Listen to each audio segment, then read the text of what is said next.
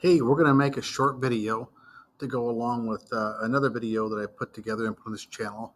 It's about historical terms and it's about investigative terms. It's about terms that we use to study history and know more about it and better understand whether the history we're learning about is something we can trust or not trust. So we're going to do something with our paper first off, because I know sometimes it's hard for people to organize information and make it look even and make things spaced correctly. So we're going to start by folding our paper. You're going to follow along with me. You're going to take your paper and you're going to fold it. And I don't care which way you do it first. Do it hamburger style, or you could do it hot dog style. This is what I call hamburger style. I'm going to fold it once, just like this. Looks like a book. I'm going to fold it again. And the reason I'm doing that is because I want to have a center point. That's it. That's all I got to do. Now I'm going to open this up just like that. So I got my center point. Now here's what I'm going to do in the very center. Just above this line, I'm going to write the word source.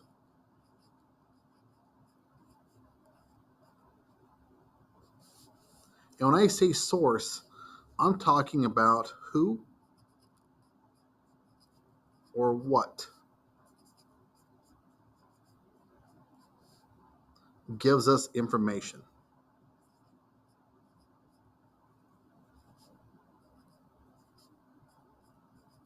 And I'm going to just use the word info, because I think you can look at that and probably say, yeah, I know what that means. Now, anytime I do a vocab word, I always like to put my kapow box right here so I know exactly how important that word. That's a vocab word. I got to know that word. And I like to color it yellow. These are what I color vocab words. I want them to stand out on the page. They're golden to me. And I'm using a marker, but you can absolutely use a colored pencil. No way that that's going to hurt anything. Use crayons if you want to. I don't care.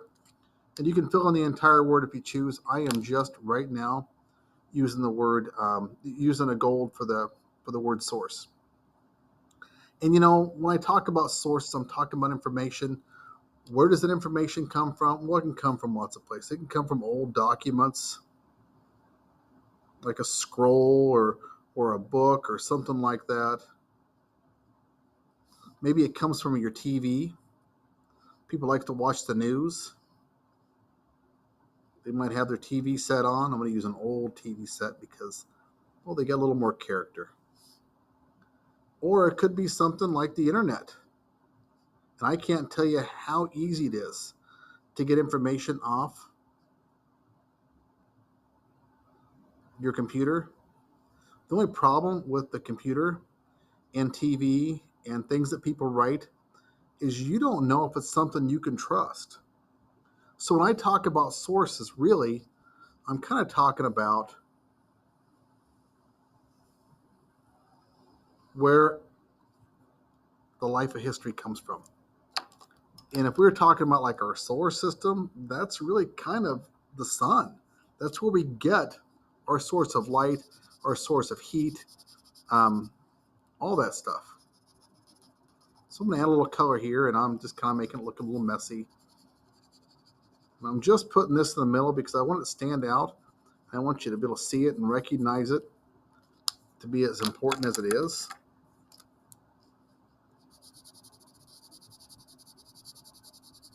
I'm using two colors because I can. I want it to look like a sun.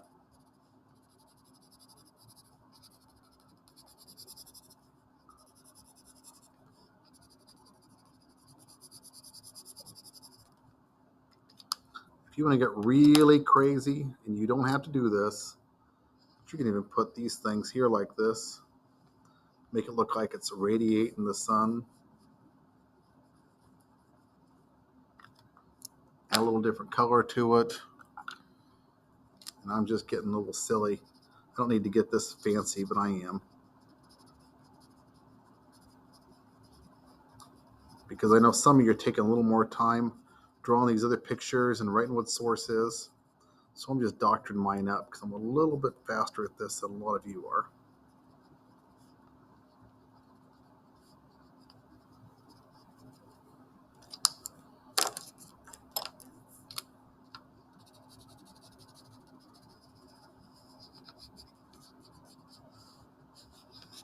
So the point I'm trying to make, and I'm kind of overkilling the point, is where information comes from. That's the center of our topic. That's the middle part. That's the part I want you to focus on, because everything else revolves around that.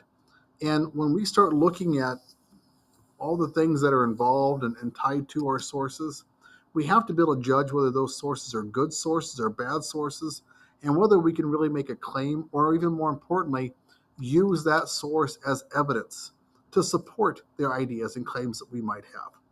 And that's where we start talking about some of these vocab words that I know we've already talked about briefly in another video, but I want to make sure we have the written version down, because the written version is important to a lot of people. And if you were to take an assessment, you need to know the definitions associated with these words. So putting these two videos together is really going to help you, I think. So the first word we're going to use is the word corroborate.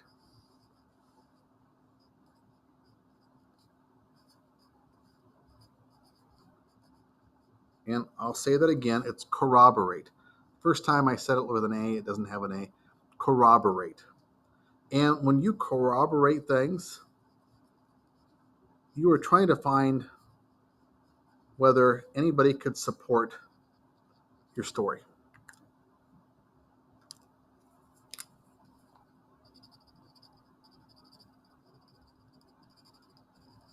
Remember, I always put my vocab words, I put a kapow box on them. Kapow. So I want them to stand out on the page. And this is highly unnecessary, but I'm going to add a little extra design to my corroborate.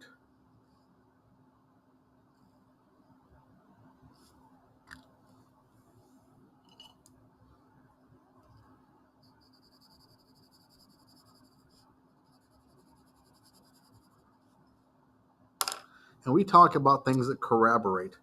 I'm going to give you the definition. Things that corroborate is your supporting evidence.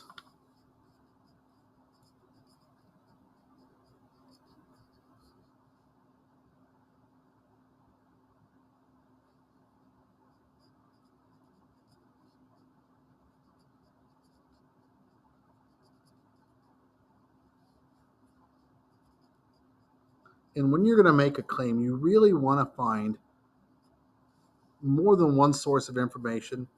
You want to use a couple different sources. And the reason is because you don't necessarily want to put all your trust in one person's point of view, one person's idea, one person's viewpoint. If you do that, I think it gets a little dangerous sometimes.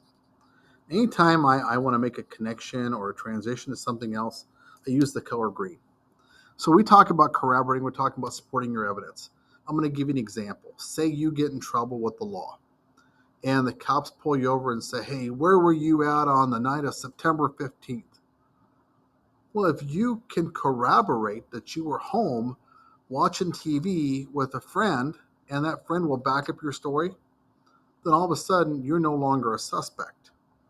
But if you can't corroborate your story, or you can't find some way to prove that you were where you were, then all of a sudden your story is suspicious, or it can't be trusted. And then you run the risk of being accused of doing something that maybe you did or didn't do. So to be able to corroborate things is important. It's an important thing in life, but it's also an important thing when you're looking at history, because you want to make sure what you're talking about and what you're doing and what you're claiming and the evidence you're using for those claims is something that is accurate. Okay, the next term is context.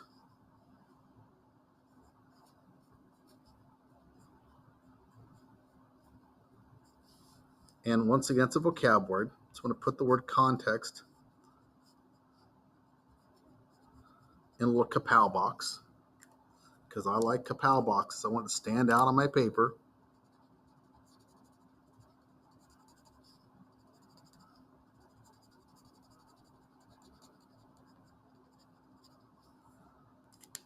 And just because I like to get fancy, add a little extra design to this.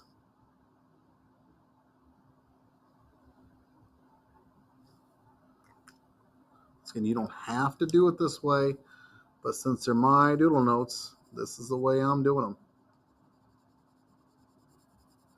If you follow along, I think at the end you're going to like the finished product. It's going to look kind of cool. So context. What is context? Well, context is really a pretty easy concept, but it's a little hard to explain. Context, when we're talking about context, we're really talking about, once again, I use this arrow. I'm going to color it green in a minute. It's the background information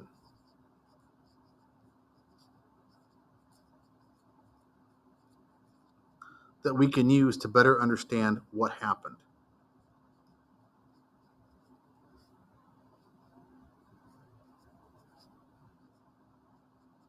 It's the background info you need to understand the event.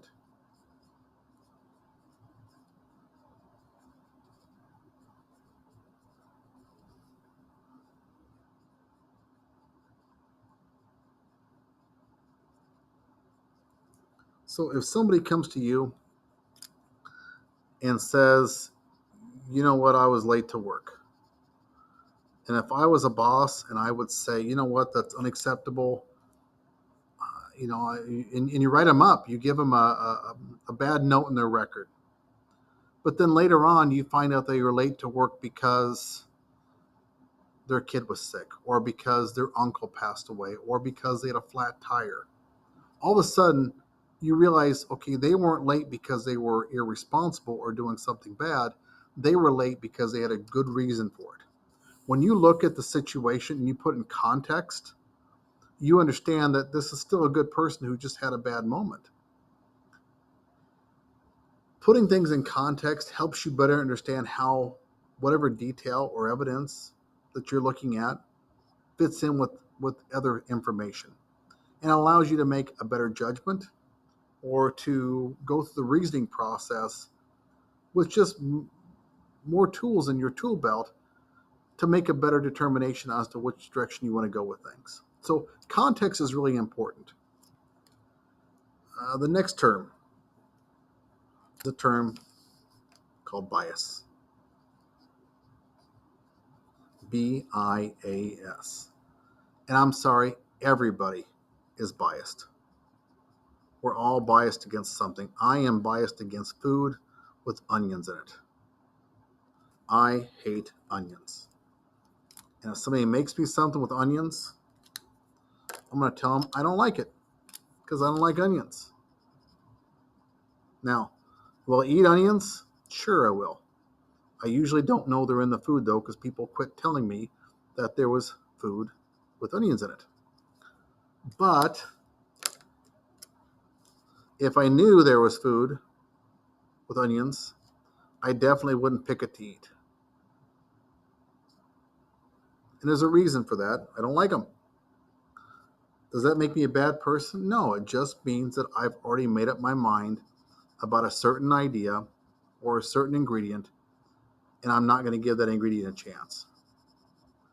Sometimes when people watch an old movie and it's in black and white, they already assume it's not a good movie because it's not modern enough for them. Unfortunately, when we do that, sometimes we really, really miss out on how cool that movie might be. Biases prevent us from looking at things fairly. That's all it is. And if I want to define the word bias, I would define it as being in favor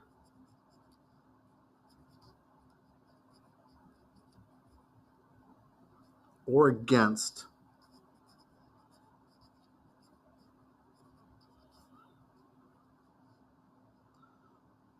one group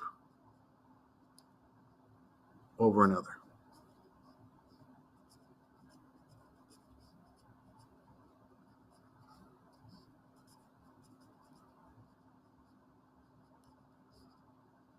A lot of people would call this term being unfair.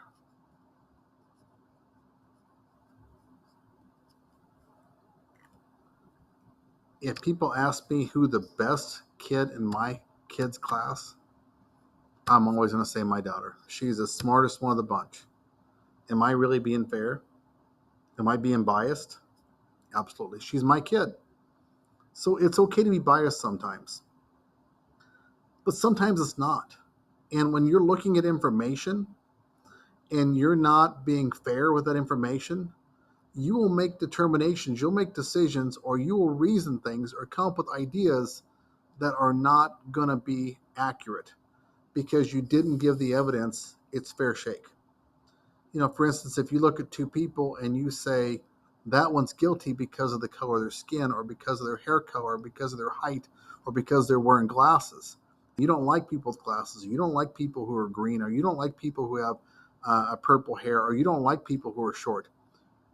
You may be letting your bias determine whether somebody's guilty or not guilty without any facts. And that's why bias is a very dangerous thing. It's a human thing, but it's also dangerous. So keep that in mind. So I've got three words: corroborate, context, and bias. And all three of these things impact how we need to look at a source. Was that source biased? Did they have an opinion? Were they using facts wrong? How was this fact being used? Was it being taken out of context? Does it fit the argument but not the real story? And is there information to back up that source? Just because that source says it's so doesn't mean it's true. These are all things you need to consider when you're looking at a source. Now I got three more words, just three more words. And the next word is the word reliable.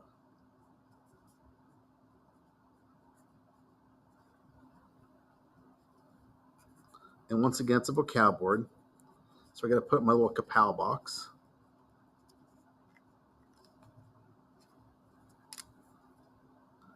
And I want you to think about what reliable means in your own mind. Because you've all probably heard this word. If you had to pick another word that would explain reliable, what would it be? I know my word. I'm sure you have some people reliable in your life, or maybe people who aren't reliable. I don't know. But what's another word for reliable?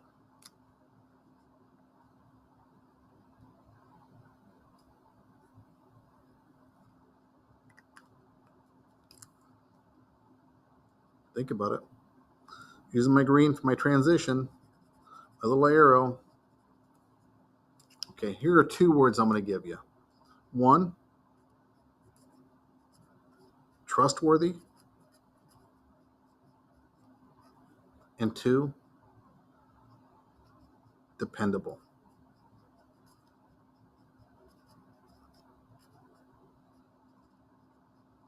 Sometimes when you go get a job, they're going to ask whether you have reliable transportation. That means, can they trust you're going to make it to work every day? Is your car dependable? Is it something you know will start in the winter or won't break down on the road on the way to work? You want reliable information because as an employer, or you want reliable transportation, reliable employees because you have to get a job done. When we look at sources, is the source trustworthy? If I'm getting facts from somebody who is uneducated, or somebody who is overly biased, or somebody who doesn't have anybody to back up their story, that source may not be very reliable. And when I say uneducated, just because you have a college degree doesn't mean you're educated about an issue, or doesn't mean you don't have a bias. When I say educated, I mean, were you there? Did you see it happen? That's a reliable source, a firsthand source. Were there other things that were affecting your viewpoint or your understanding of that could affect your reliability? And there's an opposite word. This is the opposite of unreliable. Reliable is one way. Unreliable is not trustworthy and not dependable. Both important words, and both you may see as you start looking at sources. But anytime you see the word un in front of reliable, it's just the opposite of trustworthy and dependable. Perfect. Okay. Next word. We only got a couple more words, so don't panic on me here.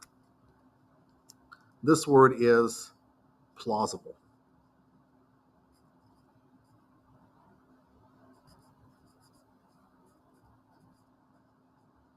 I'm going to guess some of you have never heard of the word plausible.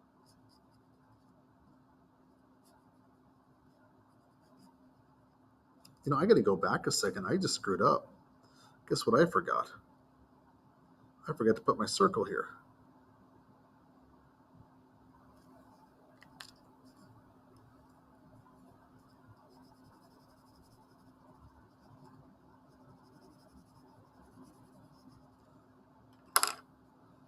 Same thing with plausible.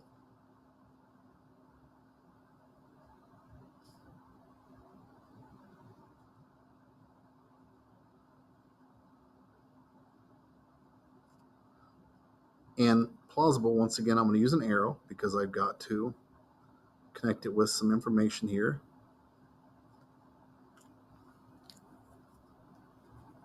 I'm going to use my colors because I want to know my transitions. When you look at your paper, this is going to help you make connections to information on your paper because the colors are going to trigger different things in your brain. Remember, the yellow is for important key terms, and the green is for transitions. And the blue is just because it's pretty.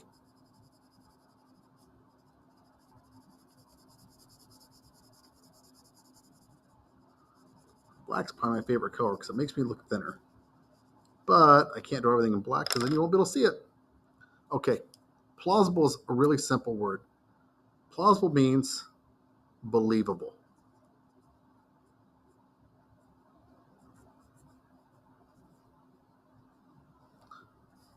If you have somebody come in and tell you that, well, think about a teacher. I have a student come in my class. He sits down. I say, "What happened to your paper?" Well, my dog ate it. Well, that's not believable if you don't have a dog. So understand plausible has to be something that actually could have happened.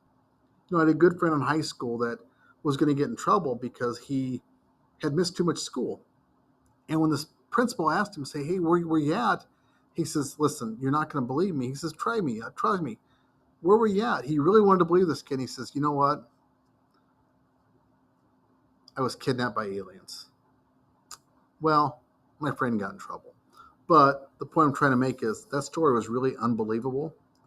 Unbelievable are things that you cannot believe. That means they're implausible. Plausible is things that are believable. That means it really could have happened. So that should always be your first test when you look at a source of information, you look at evidence. Is this real? Could it really have happened? I mean, was aliens really in this guy's backyard and breaking into somebody's house? Could that really have happened, or is it more likely that the guy is telling a lie? Keep in mind that some sources are more plausible, believable than others, but it's an important thing you got to look at. Now, here's my last vocabulary because I know you're sick of doing these, or you love doing it. I don't know. It's point of view. Once again, we're going to have a kapow box. I'm going to add a little color to that kapow box.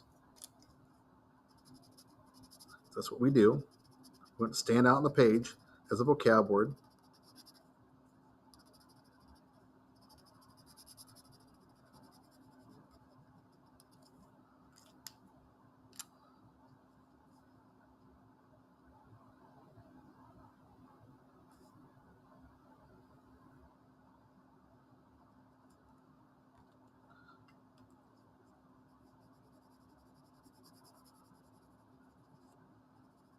Add a little color because we can.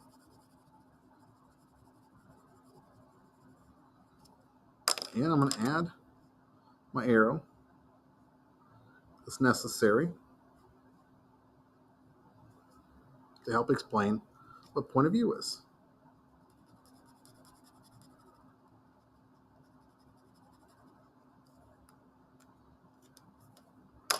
And point of view is really something that we all have.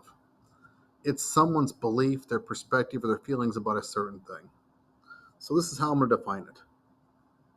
I'll write it out for you. I'm going to define it just how I said it. Someone's belief, perspective,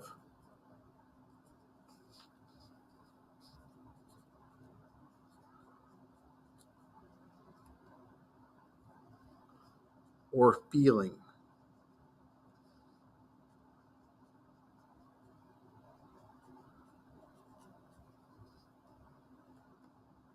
about a certain thing.